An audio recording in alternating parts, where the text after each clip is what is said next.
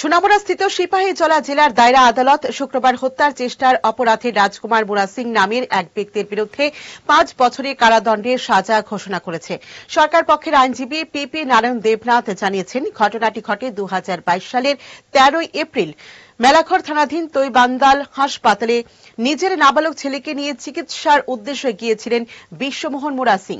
তখন অভিযুক্ত রাজকুমার তাকে ধারালো অস্ত্র দিয়ে আঘাত করে পালিয়ে যায়।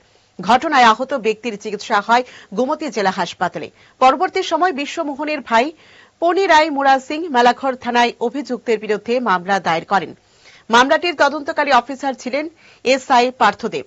8 জনের সাক্ষ্য বাক্য গ্রহণের পর দায়রা জজ প্রকাশ কুমার রাজকুমার মুরা সিং এর বিরুদ্ধে এই রায় ঘোষণা করেন। 307 আইপিসি ধারায় 5 বছরের জেল ছাড়াও 5,000 টাকা জরিমানা, অনাদায়ে আরও 5 মাসের জেল থাকার সাজা ঘোষণা হয়েছে রাজকুমারের বিরুদ্ধে। 4 দিন পর 13/4/2022 ঘটনা হয়েছে সন্ধ্যা 6:15 এবং ইহার 4 দিন পর এই 17/4/2022 মানে ওনার ভাই পন্নী রায় মুরা সিং মানে মাননীয় মেলাঘর থানাতে এই কেস দায়ের করেন।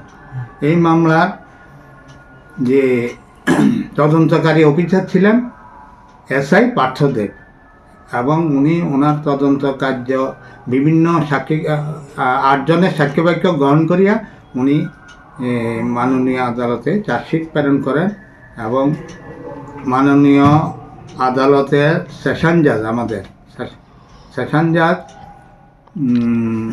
এই মামলার সাক্ষ্যবাক্য 8 জনের সাক্ষ্যবাক্য গ্রহণ করিয়া এবং আসামি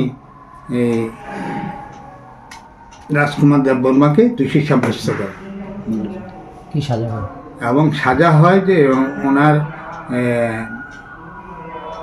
307 ধারা মতে আইপিসি 307 ধারা মতে এই 5 বছরের কারাদণ্ড ঘোষণা করেন এবং আরও 5,000 টাকা জরিমানা দেন, অনাদায়ে আরও 5 মাসের সাজা।